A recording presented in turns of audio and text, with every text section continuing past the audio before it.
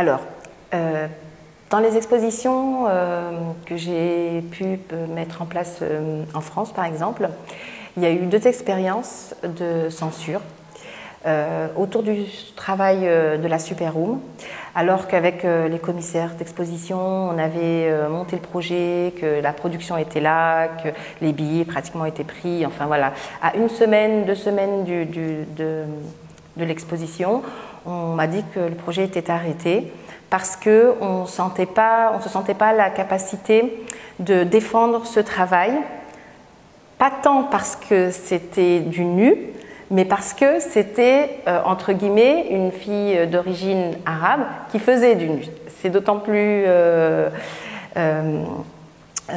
stigmatisant parce qu'on se rend compte qu'on est censuré parce qu'il y a une histoire de l'immigration aujourd'hui en France avec ces rapports de domination culturelle et autres.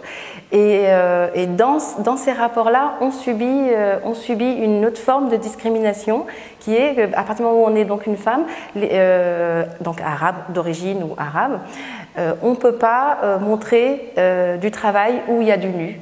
Parce que je pense que c'est toujours lié à une question d'ignorance et aussi à une question d'assumer toute la question de la médiation par rapport à son public.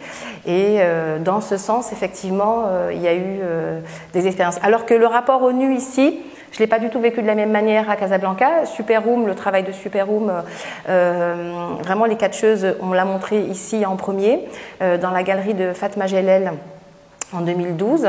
Et effectivement, on s'attendait à des critiques, évidemment, mais malgré tout, les gens sont venus, ils ont regardé, ça a mis un temps pour faire accepter ce travail, mais sans jamais le placer dans le rejet. Ou alors, s'il y avait du rejet, c'est vraiment une question d'esthétique, parce qu'on n'aime pas le kitsch ou parce qu'on n'aime pas une certaine forme d'esthétique. Mais je me souviendrai toujours d'une expérience très drôle, c'est que la galerie de Fatma Gelal était anciennement située en face du lycée Lyotet. Et il y a toujours des jeunes qui sortaient, qui passaient devant la galerie et qui disaient « Regardez, regardez, c'est Madame Sexe ». Donc c'est très intéressant de voir comment eux, ils avaient intégré Madame parce que c'est une femme enceinte et parce que donc c'est une mère et que le seul statut, on va dire, qui est posé au Maroc, c'est quand même celui de la mère. Et si on respecte la femme, c'est parce que c'est la future mère. Mais sexe parce qu'il y avait ce côté du nu. Alors on sent qu'il y a effectivement, on cherche les mots, on cherche comment mettre où mettre la nudité dans sa culture parce que c'est pas encore quelque chose d'acquis. Mais en tout cas, il n'y a pas eu cette censure que j'ai ressentie et que j'ai découverte aussi quand j'étais en France, qui était due au fait que non pas que je montre du nu, non pas que je suis une femme, mais étant donné que je suis une femme d'origine arabe, je ne pouvais pas montrer du nu dans ce contexte-là. Et là, c'est vrai que c'était dérangeant. Parce que là, il y avait quelque chose par rapport à l'appropriation de l'histoire qui n'avait pas été réglée. Il y a quelque chose sur lequel il fallait revenir, je pense, au niveau de la diffusion, de ce qu'on veut mettre aussi dans la culture de l'immigration qu'on n'a pas encore développée en France, parce qu'on ne revient pas dedans. Mais il y a un tas de choses comme le mot halal qui existe d'abord en Europe, c'est quelque chose qui est né là-bas et qui n'existait pas forcément ici par rapport à toute cette culture du culinaire. Mais on sent bien qu'il y a une culture de l'immigration qu'il faut déconstruire pour comprendre à quel endroit on est figé en tout cas et qu'on est enfermé dans certains concepts et qu'on n'ose même pas défendre, en tout cas pour des personnes qui sont censées défendre la culture et défendre l'accès à la culture pour tous.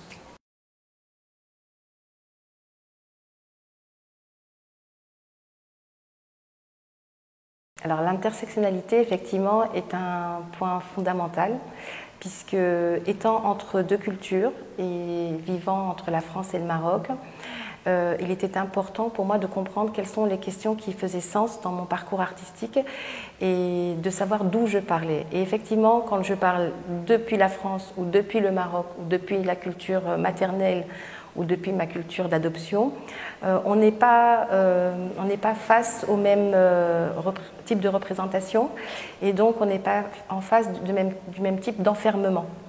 Donc tout mon travail a été vraiment de déconstruire et de comprendre quels sont les critères qui définissent la question de l'enfermement, que j'élargis à la notion de discrimination, bien sûr, en Europe, en France, par rapport à mon statut, évidemment, de fille d'immigrés, etc.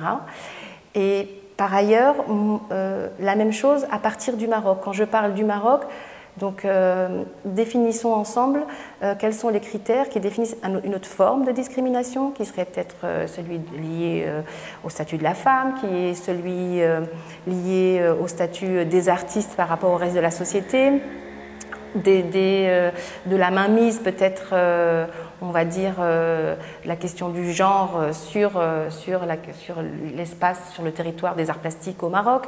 Voilà, les combats ne sont pas les mêmes et donc systématiquement de savoir d'où je parle est fondamental, notamment sur tout le travail que j'ai mis en place autour du corps de la rupture.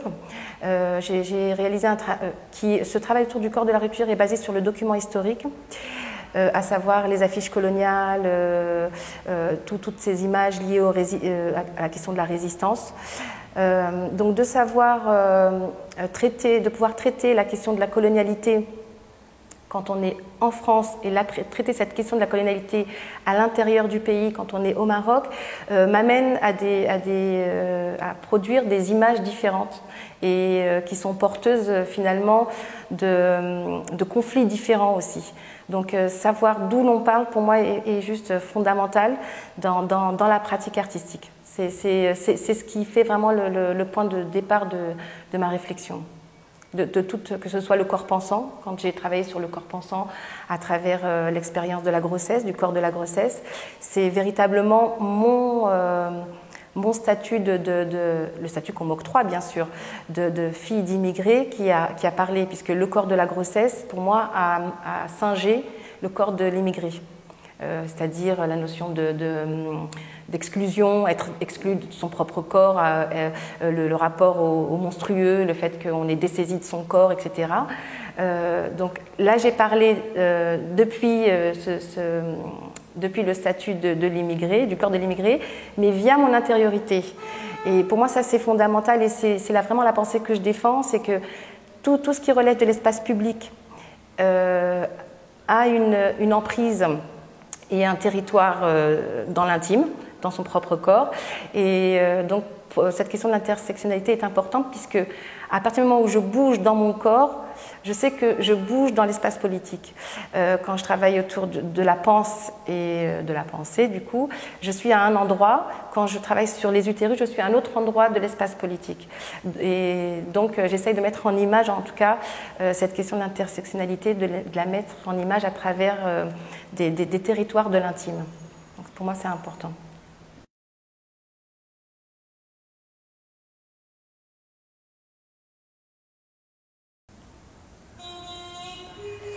Alors je crois qu'au Maroc, c'est très fluctuant. Je pense qu'on a on va avoir des expositions où effectivement les femmes vont être représentées de manière aussi égale, on va dire, que les hommes. Il va y avoir des expositions où elles seront beaucoup moins présentes. Moi, quand j'entends cette question, là où j'ai envie d'intervenir, c'est précisément par rapport au contexte de la pensée artistique, qui est principalement un espace d'hommes masculins. Le travail de commissaire d'expo pendant très longtemps, ça a été un travail principalement pareil, donné aux hommes. En gros, tous les postes à pouvoir et donc liés à l'institution culturelle c'était souvent les hommes, dont la pensée. On commence aujourd'hui à changer. Il y a eu le travail de Rim Lahabi qui a fait son exposition à l'espace du musée Mohamed VI autour du travail des femmes. Et effectivement, il a été intéressant, même s'il a été beaucoup critiqué, de montrer un parcours de femmes. Et il a surtout montré qu'on pouvait juste insuffler une exposition, dire que c'est un début. Alors effectivement, quand on fait une exposition, on en exclut certains artistes, on en intègre d'autres, mais de dire que c'était un début, on montre une certaine production liée à des femmes Et à partir de là, on essaye de réfléchir ensemble et de voir comment est-ce que on peut penser ensemble. Est-ce qu'il y a une pratique, est-ce qu'on peut dire qu'il y a une pratique artistique féminine? En quoi cette pratique existe-t-elle? Est-ce que c'est dans la question des matériaux, de l'usage des matériaux? Est-ce que c'est plutôt par rapport aux thématiques qui sont utilisées, etc. En sachant qu'on n'exclut pas du tout que les hommes puissent avoir ces mêmes thématiques et ces mêmes matériaux. Mais justement, c'est de se dire à un moment donné, voilà, on fait un constat et on regarde ce qu'il y a ensemble. Alors, ce qui est toujours très stigmatisant aujourd'hui au Maroc, quand on parle d'exposition de femmes et qu'on le propose aux artistes, on sent qu'on dit « Ah non, non, moi je ne veux pas faire partie d'une exposition où il n'y a que des femmes » ou parce qu'on se dit bah, si vraiment je suis une artiste comme les autres, comme les hommes, je n'ai pas besoin de le formuler. Normalement, si je suis une artiste comme les hommes, je n'ai pas besoin de dire que je suis une femme. Voilà, c'est ma condition d'homme ou de femme, ou enfin la nature n'a rien à faire avec ma production artistique. Alors moi, je ne partage pas non plus ce point de vue-là, je pense que c'est beaucoup plus complexe et je pense que moi, en tout cas moi, par rapport à mon travail, le fait d'avoir été enceinte m'a donné les moyens de travailler sur le corps politique en faisant le lien entre la résistance à la mère et avec le lien avec la résistance à la mère patrie. Si je n'avais pas ce corps de femme, je n'aurais pas pu faire ce lien-là. Donc pour moi, je pense qu'il y a quand même une spécificité voilà, si j'ai 7 doigts, ben, c'est pas comme si j'en ai 5, je ressens pas les choses de la même manière. Donc tout ce qui a trait à mon corps et qui est différent ben, va m'amener à palper et à appréhender le monde différemment. Donc moi je pense qu'effectivement, il y a une sensibilité qui n'est pas féminine, mais il y a une sensibilité de l'individu, du corps de femme, pris dans son individualité même. Donc pour moi, ça c'est important quand même de le signaler. Après, effectivement, je pense que ça c'est le propre à l'échelle internationale. Les femmes sont moins représentées dans la scène artistique que les hommes, c'est une réalité. Mais ce n'est pas un problème marocain, c'est ça que je veux dire. Et ce serait hypocrite de pas le nommer. Par contre, je trouve qu'au Maroc, par rapport à d'autres pays, elles sont quand même présentes parce que la scène artistique est beaucoup plus petite que dans d'autres pays. Et donc, du coup, malgré tout, on voit quand même un certain nombre de femmes qui sont là. Ce n'est pas le cas d'autres pays. Je pense qu'on n'est pas... C'est pas qu'on n'est pas à plaindre, c'est pas ça, mais je pense qu'on est sur une belle voie d'évolution. Alors évidemment, après il faut aussi sélection de territoire qu'il faut prendre aussi, donc c'est aussi aux artistes femmes de s'autoriser à prendre la parole. Il y a eu au mois d'octobre, j'ai été nommée photographe invitée en tout cas pour un festival de photos à Essaouira et on a reçu beaucoup de jeunes artistes et lors d'un débat, effectivement, ce qui est ressorti, c'est comment je fais, puisque moi je suis une femme, avec mon appareil photo dans la rue, je ne peux pas, on n'accepte pas qu'un homme qui prend son appareil photo, il va pouvoir travailler. C'est aussi comment est-ce qu'on accepte le statut d'artiste femme au Maroc et comment la société donne accès aux femmes à l'espace public. Donc pour tout ça, c'est vrai qu'on réfléchit à plein de questions, mais je pense que le gros, c'est de se l'autoriser, de se dire, voilà, je suis quand même une femme, comme un homme aussi, donc j'ai accès à l'espace public comme les autres et se donner aussi les moyens. Je pense qu'on ne peut pas non plus tout le temps attendre qu'on nous donne cet espace. Je pense qu'il faut à un moment donné aussi le prendre pour les artistes femmes, mais je suis confiante. Alors, c'est une question pendant longtemps qui a été, que j'ai appréhendée comme une question piège. Pendant très longtemps, je ne voulais pas du tout entendre parler de féminisme, et parce que tout simplement, dans les années, la fin des années 90, début des années 90, quand j'ai commencé en tout cas, la question de féminisme était pour moi une question, pour moi vraiment c'était mes représentations, une question qui enfermait une espèce d'intellectualité qui était peut-être le propre à une certaine culture bourgeoise à un moment donné, et qui était pour moi enfermée dans les livres et qui ne répondait pas du tout à l'urgence que je devais régler à ce moment-là, en tout cas d'un point de vue identitaire, que mon travail a pris. Donc pour moi, on n'était pas du tout, c'était pas les mêmes temporalités, c'était pas les mêmes manières de penser. Voilà, il y avait une urgence et j'avais pas du tout de répondants en face.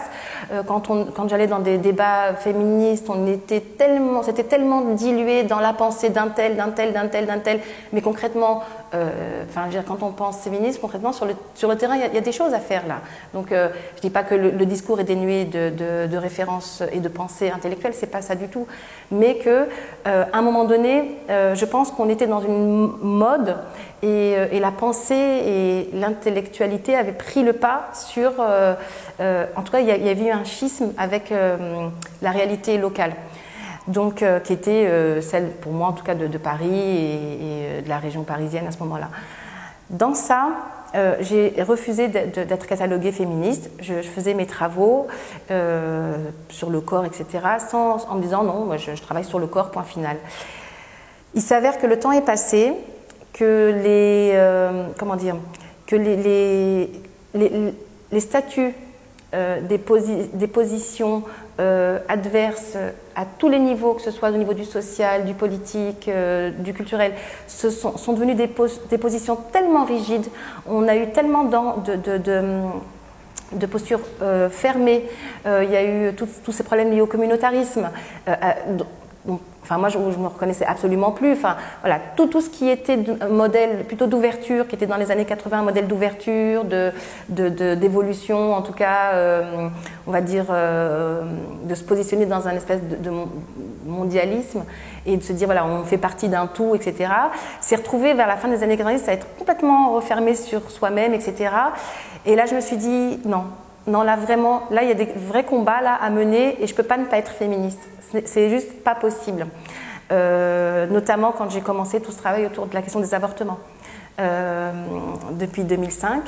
Et voilà, ce travail autour des avortements et ce combat, c'est quelque chose que j'ai mené, que ce soit aussi bien pour revenir faire le lien avec la question des intersectionnalités. Quand j'ai travaillé sur la question des avortements en France, c'est pas du tout la même manière avec laquelle j'ai travaillé au Maroc. Mais en tout cas, c'est un combat féministe qui se trouve pour moi sur les deux territoires. Il y a eu effectivement beaucoup de choses qui ont été rejetées, des incompréhensions, parce que quand on dit qu'on est féministe et qu'on se base et qu'on est sur la question des avortements, ça veut dire que forcément on est pour l'avortement. Alors moi je reviens toujours sur ces questions-là. Je ne suis ni pour ni contre l'avortement. Je suis pour que la femme soit libre de ses choix. Et c'est là où je situe aussi ma pensée. Je suis vraiment pour les libertés et l'émancipation individuelle. C'est fondamental. Donc cette question du féminisme, c'est là où je dis que c'était dangereux de ne pas préciser sa pensée dans le féminisme, parce qu'on peut aussi être taxé d'un certain fanatisme aussi dans le féminisme et de vouloir aller dans des endroits complètement sectaires. Non, pour moi la question du féminisme, elle est ouverte. Si elle est ouverte et qu'elle permet d'intégrer l'individu dans sa liberté, elle est opérationnelle. Si elle renferme et qu'à nouveau elle crée de nouvelles bulles à l'intérieur, moi ça me pose problème. Donc féministe oui, si c'est pour la liberté individuelle et l'émancipation des individus, quoi.